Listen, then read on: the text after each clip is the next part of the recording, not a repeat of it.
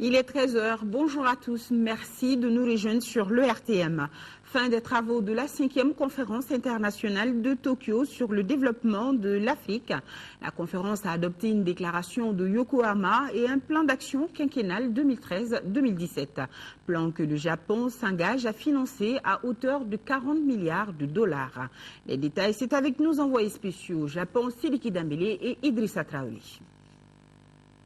Au Japon, on dit toujours que la fin de toute chose constitue un nouveau départ. Eh bien voilà, la 5e TICAD, conférence internationale de Tokyo sur le développement de l'Afrique, ferme ses portes. Et c'est une nouvelle page qui s'ouvre dans les relations entre Africains et Japonais avec comme mot-clé croissance et paix sous toutes ses facettes. Le Japon s'engage à relever ces défis en investissant en masse dans les secteurs des infrastructures, de l'agrobusiness, de la santé, de l'éducation, de la sécurité et j'en passe. Le Japon, qui se veut désormais un partenaire incontournable de l'Afrique, ne lésine pas sur les moyens. Près de 40 milliards de dollars seront débloqués d'ici 2017. Les questions liées à la stabilité, l'unité du continent, la sécurité, la bonne gouvernance, la transparence, la réduction des comptes, ça c'est des défis. Et l'autre défi, le défi économique, à travers les différents programmes que nous avons mis en place, l'agriculture, l'environnement, l'intégration du continent, les infrastructures, les questions liées à l'éducation, la santé, donc autant de défis. Donc en réalité, l'Afrique vient aujourd'hui à ce TICAD et perçoit la TICAD, la 5e TICAD, comme un partenariat qui l'accompagne, la main dans la main, et faire en sorte que l'Afrique puisse retrouver sa place dans le Conseil des Nations. Nous repartons totalement satisfaits pour la seule et simple raison que les préoccupations de l'Afrique ont été prises en compte, et vraiment bien prises en compte. Aussi bien nous savons aujourd'hui que l'Afrique est un continent qui a des potentialités énormes. L'Afrique est un continent qui bouge. L'Afrique représente l'avenir du monde pour de demain. Et c'est la raison pour laquelle les mesures qui ont été prises pour soutenir l'Afrique dans le développement de ses infrastructures et également pour sa stabilité. On ne peut pas faire un développement sans stabilité. C'est pourquoi nous sommes aujourd'hui très comblés que les problèmes que nous avons dans notre sous-région, particulièrement au sein des pays de l'UEMOA, le problème du Mali, soient pris en compte. En tout cas, le Premier ministre japonais Shinzo Abe donne l'assurance que son pays tiendra ses promesses comme il l'a toujours fait. Reste maintenant aux pays africains de développer des initiatives nouvelles afin de tirer le maximum de profit de ces partenariats dans un contexte de concurrence. 8e session ordinaire de la 4e mandature du Conseil économique, social et culturel. Une session qui doit valider le rapport 2013 du recueil des attentes, une des missions assignées au Conseil au terme de l'article 107 de la Constitution. Mamari Koni, compte rendu. 15 jours pour examiner et adopter les recueils 2013 des attentes, besoins et problèmes de la société civile. C'est à cet exercice que s'attelleront les membres du Conseil économique, social et culturel. Cette 8e session fait suite à une série de missions effectuées à l'intérieur et à l'extérieur du pays. La population dans son ensemble fait face à un certain nombre de problèmes. On peut citer entre autres l'insécurité souvent grandissante, le problème des déplacés et réfugiés suite à la rébellion dans le nord du pays, la crise de l'école malienne, les problèmes de santé, d'environnement et d'assainissement, la cherté de la vie, le départ massif des jeunes vers les sites d'orpaillage. Des missions se sont également rendues en France, en Allemagne, en Espagne et dans une quinzaine de pays africains. Nos compatriotes de l'extérieur souhaitent la création d'un fonds de solidarité. Les préoccupations portent sur une meilleure orientation de l'action diplomatique du Mali, mais en même temps sur les opportunités attractives pouvant constituer des facteurs d'épanouissement pour nos compatriotes et les vecteurs de croissance économique forte. D'où la nécessité de créer un centre culturel et une maison du Mali à Paris. L'absence de l'armée à Kidal inquiète les Maliens. Cette préoccupation a été évoquée lors des rencontres avec nos compatriotes à l'intérieur aussi bien qu'à l'extérieur. Les conséquences ultimes à prévoir peuvent engendrer une fragmentation de l'édifice républicain que nous avions construit ensemble et remettre en cause les trajectoires de notre géohistoire dans l'ultime but de satisfaire les appétits de certains milieux qui n'ont pas souci de nos intérêts vitaux. Au Conseil économique, social et culturel, on souhaite que les élections se tiennent dans la transparence, la convivialité et la réconciliation, ce qui affirmera, dira le président du Conseil, la crédibilité à poursuivre le processus démocratique en marche depuis près de 2 décennies dans notre pays. Plénière au Conseil des collectivités, occasion pour les conseillers nationaux de donner leurs avis sur 5 projets de loi soumis à leur appréciation par le gouvernement. Il s'agit entre autres de l'ordonnance portant création de l'Académie malienne des langues, du projet de loi portant aussi création des missions culturelles de Kangaba, Sikasso et Ségou. Le compte-rendu de Modibo Mariko. L'ordonnance portant création de l'Académie malienne des langues, sans être la première à être soumise à l'appréciation des conseillers nationaux, a été de loin la plus discutée des 5 projets de texte à l'ordre du jour de cette session.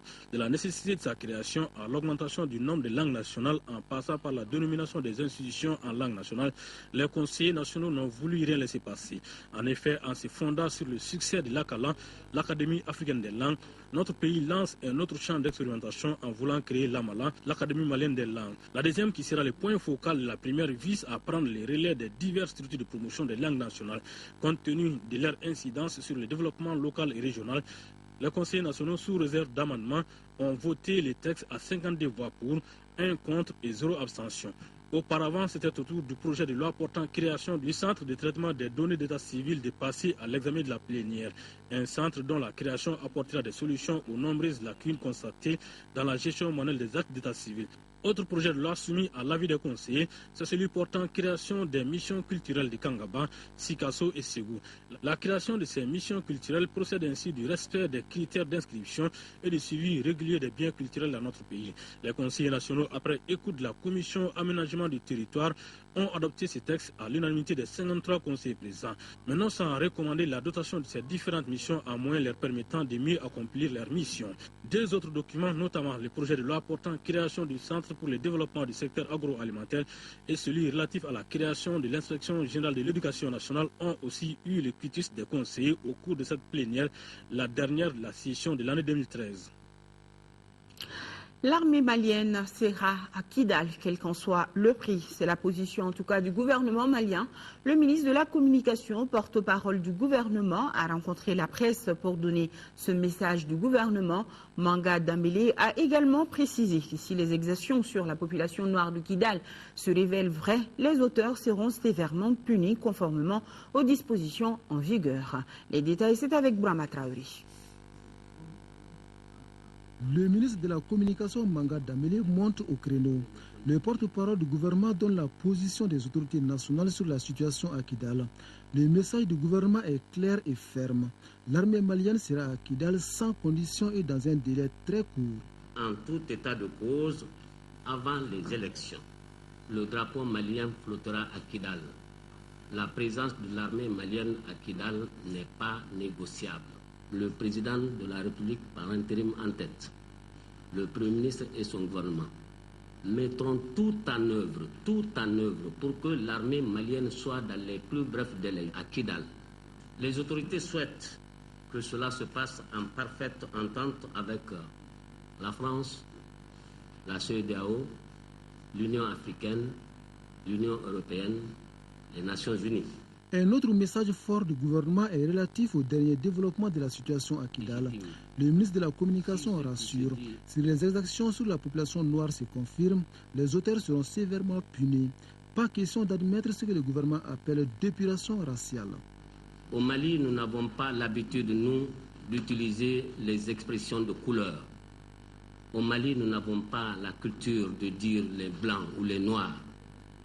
Mais lorsqu'on sélectionne les cibles, les personnes, par leur couleur, pour les séquestrer, pour les faire subir des sévices, pour les refouler vers Gao, ce sont des informations qui nous sont parvenues. Si cela est vérifié, nous ne cautionnerons pas ces pratiques en République du Mali. Restaurer la paix au Mali par le dialogue, le gouvernement dit oui, mais pas à n'importe quel prix. Il rappelle ces conditions qui ne sont pas négociables. Ouvrir un processus de réconciliation avec ceux-là qui reconnaîtront sans condition, il est bien précisé dans ces dispositions, sans condition, l'intégrité territoriale du Mali. Et bien entendu, cela passe également par le dépôt des armes, parce que je n'ai pas connaissance d'une table de négociation où se trouvent des armes. En tout cas, la position du gouvernement sur la gestion de la crise du Nord est désormais connue et les jours à venir nous édifieront davantage. Journée d'information et de sensibilisation des producteurs et organisations paysannes pour la bonne utilisation des engrais. Une journée qui a permis aux importateurs, fournisseurs et aux encadreurs des paysans de se familiariser avec certains textes législatifs ainsi qu'au rôle du projet Agra-CHP ou programme de la santé des sols. Abdraman Sidibé, coordinateur du projet Agra-CHP, nous donne plus d'informations au micro de Mamadou Bagayougo. Les organisations paysannes et les producteurs sont les premiers utilisateurs et bénéficiaires des engrais. C'est la raison pour laquelle il faut qu'ils sachent la qualité de ce qu'on leur donne pour vraiment l'augmentation de la production et de la productivité. Nous comptons mettre à la disposition des producteurs et organisations paysannes les textes. D'abord, l'information sur le projet, les textes législatifs et réglementaires régissant le contrôle de qualité des engrais au Mali et aussi certains acquis du projet par rapport au contrôle de qualité des engrais, c'est-à-dire l'équipement. Le projet a pu payer un équipement très performant et mettre à la disposition du laboratoire sol eau plante de Sotuba. Ça, c'est pour contrôler la qualité des engrais. Quel changement pour le Mali? C'est le thème d'une conférence débat organisée par le mouvement de la coalition des volontaires pour le changement. La conférence avait pour objectif de donner des pistes de solutions aux jeunes pour un changement progressif dans tous les secteurs d'activité. Adama Koulibaly, reportage. La recherche du bon leader pour la future gestion des affaires du pays préoccupe la jeunesse. Elle se bat pour un changement de comportement des leaders. Mais comment parvenir à ce changement? C'est la question que le maire de la commune 4, Moussa Mara, invité comme conférencier, a tenté de répondre.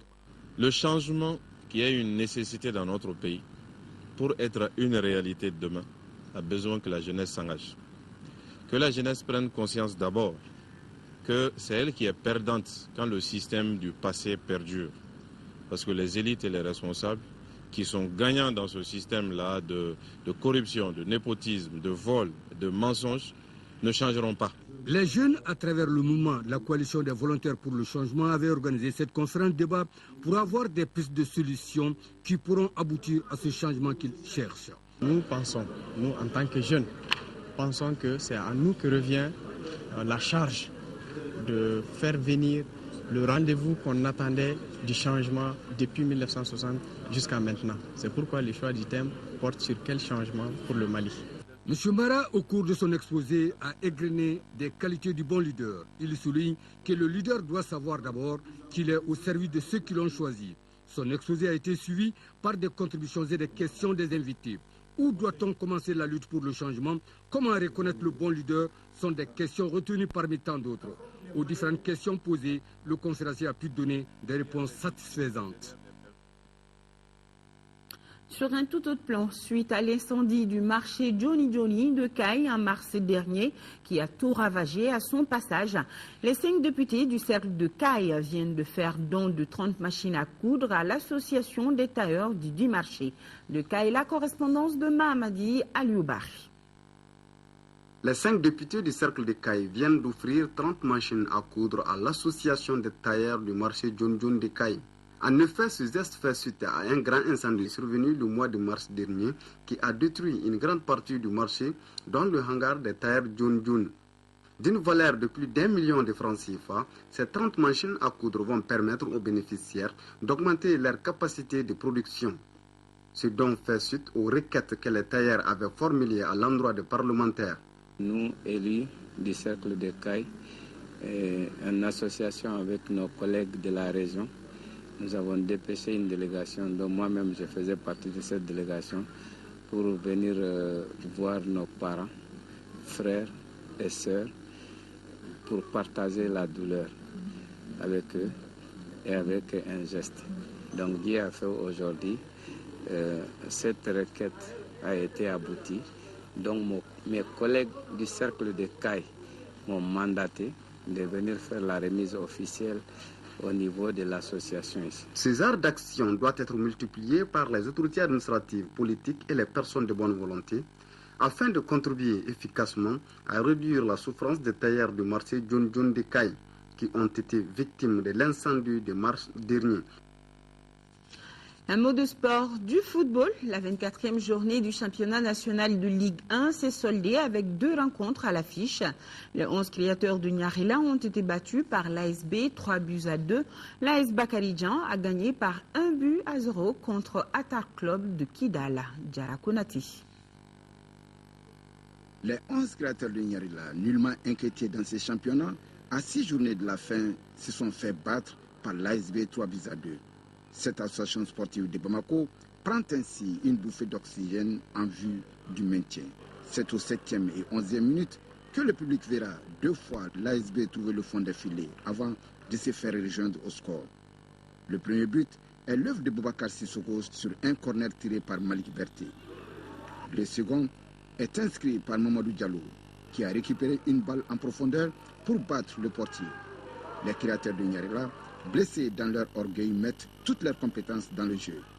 L'attaquant des 11 créateurs, Amidou Sinayogo, fera parler de lui avec 2 réalisations. À la 23e minute, il se détache de son vis-à-vis pour battre intelligemment Sori Traoré, le gardien de but de l'ASB. Les joueurs de Garantibou se font piéger.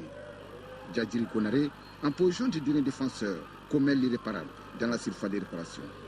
Le penalty est transformé par Amidou Sinayogo. Les 2 équipes regagnent les vestiaires sur le score de 2 buts partout à la pause. À la reprise, l'ASB, qui a son sort entre les mains, tente toutes les options. Malik Berté, à une trentaine de mètres, surprend le portier Germain Berté. Malgré plusieurs assauts offensifs des joueurs de Nyarila, le rêve de l'association sportive de Bamako ne sera plus brisé. 3-2, c'est le score final en faveur de l'ASB. Juste après, Atar Club de Kidal en orange jouait contre l'AS Bakaridjan de Baraouli. Dans cette rencontre débridée, sans aucune franche occasion de but, les 2 équipes partent à la pause avec un score nul 0-0. En seconde période, le jeu s'anime avec quelques belles initiatives. Les Kidalois prennent le contrôle de la partie et obtiennent un penalty à la 53e minute. Mais le manque de réalisme l'emporte. Ablaï Adewal frappe au-dessus. Aussitôt, les joueurs de Baraouli réagissent à la 54e minute en ouvrant le score par Ségou Berté à la réception d'un ballon de Dieudonné Graclé. 1-0, score final. AS Bakaridjan continue son ascension. Et maintenant, notre chronique santé nous parle du glaucome aujourd'hui, une affection grave du nerf optique qui peut conduire à la cécité. Le glaucome est considéré comme une maladie dissimulée qui se détecte généralement par hasard puisqu'elle se développe sans signe particulier. Les détails dans Focus Santé avec Tchessira Dambili.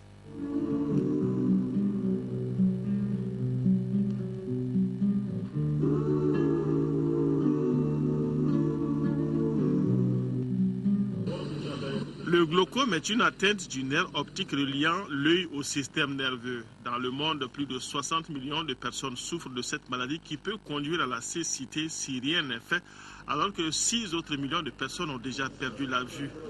Évoquant les différents types de cette maladie, les spécialistes parlent de glaucome congénital chez le nourrisson, de glaucome juvénile à partir de 15-16 ans et de glaucome à grand angle plus rencontré chez les plus de 30 ans.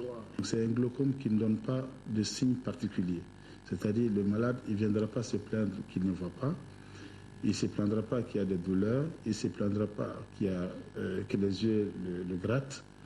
Et donc, c'est quelqu'un qui peut venir comme ça en consultation pour des petits signes ou quelqu'un qui vient en consultation de façon pour un examen ordinaire, une visite d'embauche pour des prescriptions de lunettes à partir de 40 ans. Et là, le médecin, s'il prend soin d'examiner le nerf optique, de prendre la tension de l'œil, alors il peut poser effectivement le diagnostic de glaucome. Donc c'est un glaucome de diagnostic tout à fait fortuit, donc qui ne donne pas de manifestations qui peut pousser le malade à consulter. Une personne peut vivre avec un glaucome pendant plus de 15 ans sans le savoir. L'affection ne provoquant pas de douleur est très souvent découverte par hasard. Il y a beaucoup de mystères autour de la cause du glaucome. Mais une chose est sûre, et il y a l'unanimité pratiquement autour de l'hérédité du glaucome. Alors, on va me demander, alors, et ceux qui ont le glaucome, les arrière-grands-parents, comment ils ont fait pour avoir le glaucome? Alors ça, pour l'instant, il n'y a pas de... c'est pas élucidé. Mais on sait quand même que quelqu'un qui a le glaucome, alors ses enfants ont plus de risques de développer le glaucome que les enfants d'autres parents qui n'ont pas de glaucome. La tension de l'œil n'est plus un signe du glaucome. C'est-à-dire quelqu'un qui a une tension de l'œil anormalement élevée n'a pas forcément de glaucome. La tension de l'œil est un facteur de risque. C'est-à-dire quand on a la tension de l'œil qui est élevée, on a plus de risques d'évoluer vers le glaucome qu'une autre personne qui n'a pas de tension de l'œil. Au Mali, en 2010, une deuxième étude à Bamako a confirmé les résultats d'une première qui estimait à 4% la prévalence du glaucome qui se traite malgré tout. Contrairement aux idées reçues, le glaucome se traite. Et il se traite même très bien. Mais c'est une maladie qu'il faut traiter à vie. C'est-à-dire, on ne vient pas prendre les médicaments pour qu'au bout d'une semaine ou 2 semaines, la maladie disparaisse totalement. Non. Alors c'est comme l'hypertension artérielle, c'est comme le diabète. Alors, donc il faut une relation assez privilégiée entre le patient et son ophtalmologiste. Alors le traitement, il s'est fait de plusieurs façons. Une fois que le diagnostic est posé, d'abord il y a les médicaments qu'on va prescrire aux patients, les gouttes. Alors les gouttes, il y en a de plusieurs sortes aussi. On ne va pas rentrer dans ces détails. Alors, si ces gouttes ne parviennent pas à stabiliser la maladie, on peut faire recours au traitement au laser. Alors, si le laser ne parvient pas aussi à régler le problème, il faut opérer la personne. Au Mali, le glaucome peut être diagnostiqué partout où il y a un ophtalmologiste, mais la mesure du champ visuel, qui est un examen déterminant dans le diagnostic, ne se fait qu'à l'iota.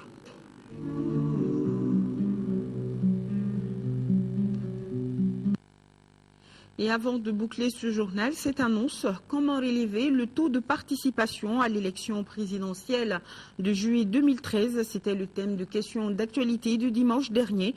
La radio nationale rediffusera pour ses auditeurs ce numéro de questions d'actualité ce mardi 4 juin 2013 à partir de 21h. Pour ce numéro, Niaza Koulibaly recevait les représentants de plusieurs partis politiques, de regroupements de partis politiques et de la société civile. Question d'actualité en langue bamana, c'est ce soir sur la radio nationale du Mali à partir de 21h. Merci à nos téléspectateurs de la Norvège, de la Suède et du Danemark. Je vous dis bon appétit. À demain pour les éditions matinales. Ce soir, vous avez rendez-vous avec Aïssata Ibrahim Maïga. Merci de nous rester fidèles.